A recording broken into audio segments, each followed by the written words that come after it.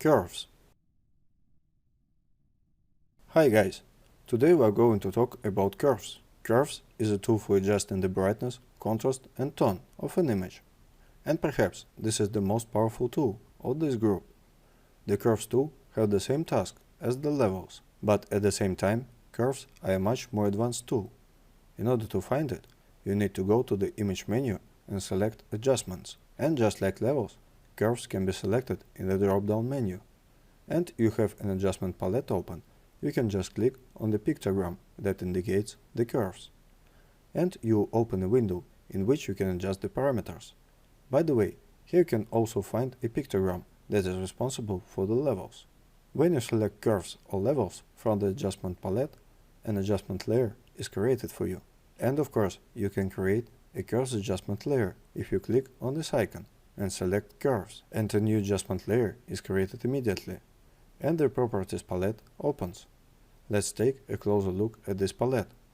Here you can see a histogram that is already familiar to you, which is created exactly on the same principle as it was created when we were working with levels. But in addition to the sliders that we saw when working with levels, there are other characteristics that we can change. Let's get acquainted with the settings of this tool. Now you see two scales, horizontal and vertical. At the same time, I have a color distribution from black to white, from the lower left corner. But this may not always be the case. And if suddenly it's not the same for you, for example, from white to black, then you go to the settings and select Curves, Display Options. And look, now I have the light parameter set. But if we set the pigment, the color distribution will change. I recommend that you still turn on the light, because it will be more convenient to work this way. You can also change the grid size here by turning on this button. If you want the grid to be smaller, it's better to leave all these check marks. So I will leave these settings, and we return to our curves again. So at the bottom we have a scale, which is exactly the same scale as we saw in the levels along the y-axis. We are distributing the tone from dark to light, and now we'll understand how it works. And also we have a diagonal line, which is still straight, but this is the curve that we will work with. The difference between the curves tool and the levels tool is that when working with levels, we actually have only 3 points that we move: the white point, the black point, and the point that is responsible for middle tone. And the lower sliders of our histogram here are responsible for the same thing. That is, if we move the black point to the right, then the image becomes darker. If we move the white point to the left, the image becomes brighter, and thus contrast is added. But when working with curves, we can do it in a much more subtle way. In fact, this work can be rather professional. I will put the sliders back. And let's move on to the curve. We can arrange up to 16 points on this curve, and we can move them. For example, I put a point here, bend the curve upwards towards white color on the y-axis, and the image becomes lighter. I move the curve down towards the dark color on the y-axis, and the image is shaded. Moreover, this point can be moved the way I want. That is, I can make it darker or lighter. I can set medium tones or dark tones. I can already choose which parts of the image to make darker. But of course, one point is not enough for good work. By the way, if I want to delete a point, I can just take it and make such a movement, like this, as if I am throwing it away. Or I can just click Delete, and the point disappears. Let's use curves to try to create more contrast. Well, first of all, we still have sliders on the lower level scale. We can move them to the beginning of our mountains, making the images a little more contrasting. After that, we can already work out contrast in more detail. And, as you understand, you need to make light tones lighter and dark tones darker to create a contrasting image. At the same time, the middle tones will most likely remain in approximately the same range in which they were. So we put a point approximately somewhere in the zone of light tones. And we lift it up. Thus, we make light tones lighter. And now we put a point somewhere in the range of dark tones and lower it a little, thus making the dark tones darker. I'm going to make it really expressive on purpose now, so that it's clear. But for this image, of course, we don't need to bend this curve so much. Well, something like that. At any time of work, we can click on this eye icon and hold the left mouse button, and we will see the image as it was before our correction, and we see the result of the work we have done. By the way, in the Levels palette, these buttons work the same way. It can be seen from the histogram that the tones of the middle range are lowered down. If I want, for example, to highlight them, then I can put a point here and highlight or darken pixels that belongs to the middle range. I think it's better to lighten up a little here. Now we have set all these settings according to our impression of this image. But in fact, it is also possible to do this automatically. Let me now delete these points that I created in order to select them all. I press Shift and click on it. Press Delete. Let's press the Auto button and see what will happen. So, I have pressed the Auto button, but as you can see, in this particular case, the software doesn't offer us anything particularly interesting. Sometimes it is a good decision, sometimes it's not. It all depends on the image. It happens that you can click on the Auto button and then you just need to slightly adjust the result. I will cancel all of this. On the left, we have eyedroppers that work exactly the same as in the previous cases, where we used them. But the Curves tool also has wonderful opportunity to find the darkest and lightest points by pressing the Alt key. I press the Alt key and move the slider to the right. And, as you can see, more and more details of the image are showing. The points that appeared first are the darkest points. And quite similarly, you can find the brightest points. As soon as my slider reaches the rise of this mountain or the histogram, some fragments of the image appear. These are the lightest places of the image that we can choose the same way as we have always done before. But that's not all. Above the eyedroppers, we have a tool that looks like this kind of hand with a finger. Let's click on it and see what happens. When I use the eyedropper on the image, a point appears on my curve, which shows exactly where the section is displayed on the curve. Well, for example, I put it on the pupil, on the dark part, and I get a point in the zone of dark tones. I move to the light part, and the point appears in the zone of light tones. Well, for example, I would like to make my eyes more expressive. Then I click under the pupil, and this point is fixed for me. After that, I can lower it a little and work with exactly the part of the image that I need. Now I choose a light point, for example. I click. I raise it a little higher. Look at how expressive our eyes have become. Of course, this can still be improved in every possible way. We can put many more points. Thus, it is possible to achieve very cool results. And we also have presets. You can go to this tab and select some preset that you find interesting. For example, I choose darker option. Or I choose linear contrast. Our curve changes each time. And you can also draw the curve by hand.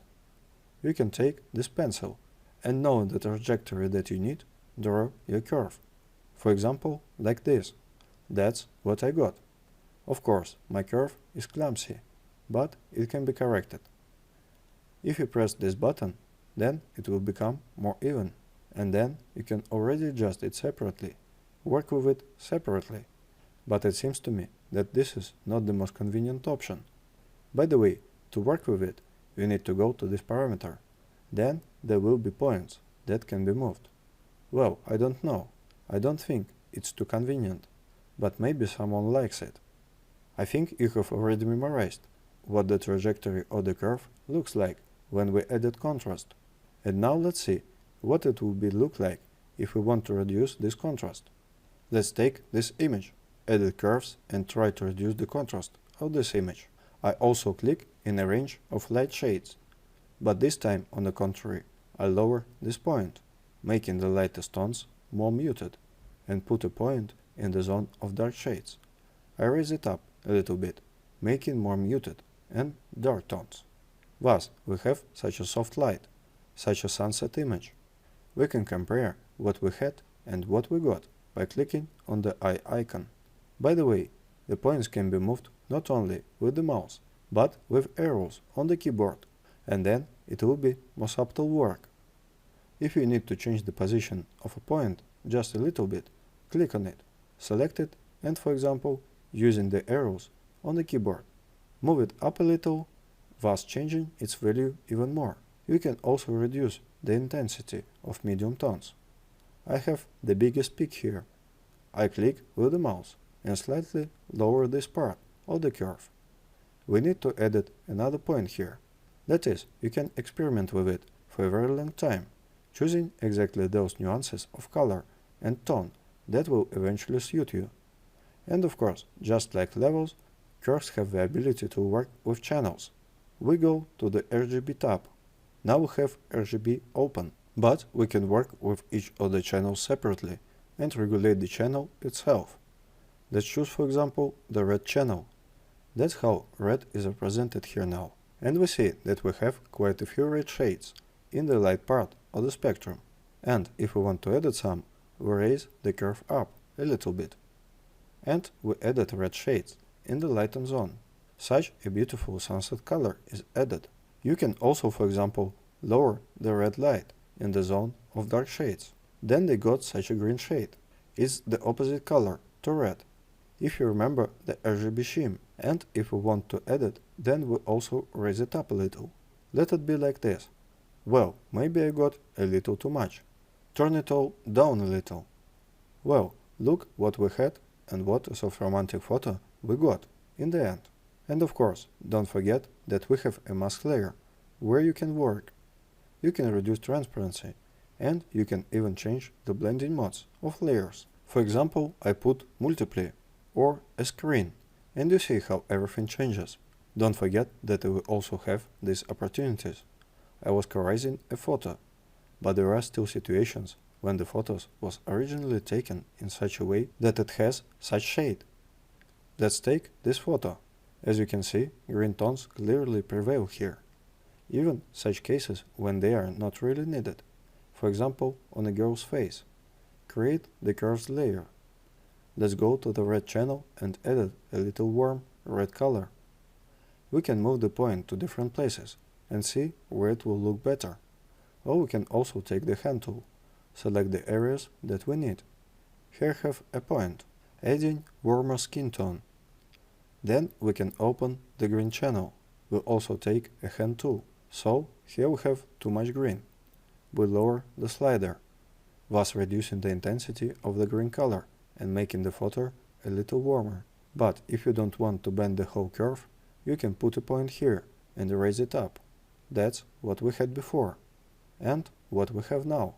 And now if we look at RGB channel, we see that there is not only the curve that we saw initially, but also those curves that we edited by color. Let's edit perhaps maybe a little more contrast, and what we got as a result. So far we had images that consist of a single layer. Let's see how curves work when we have multiple layers. We have such a picture in which two layers have already been created in advance, the background layer and the layer with a girl. As you understand, the adjustment layers act immediately on both layers, unless we have indicated the opposite. So, we have already created an adjustment layer curves. Let's try to make the image darker. Look, I lower the curve down, and both the background and the girl become darker. But if I want to make darker only the layer that is directly under the adjustment layer, the layer with the girl, then I click on this icon. And look, the effect of the adjustment layer now applies only to the girl. And no matter what I do, let me lighten it now. My background doesn't change in any way, and if I turn on this icon again, both the girl and the background will change when the curve moves. Here is such a nuance, and if I want to undo all the changes I have made, then I click on this icon, and everything returns to its original state. This concludes our conversation about curves, and let's move on to the homework. The first homework assignment will be to adjust the contrast in this photo. The second homework is to reduce the contrast and tone of this photo. Well, the third homework will be to remove the green shade from the girl's face and body in this photo. That's it for today. It was Peter Romanov and AIM School. See you next time.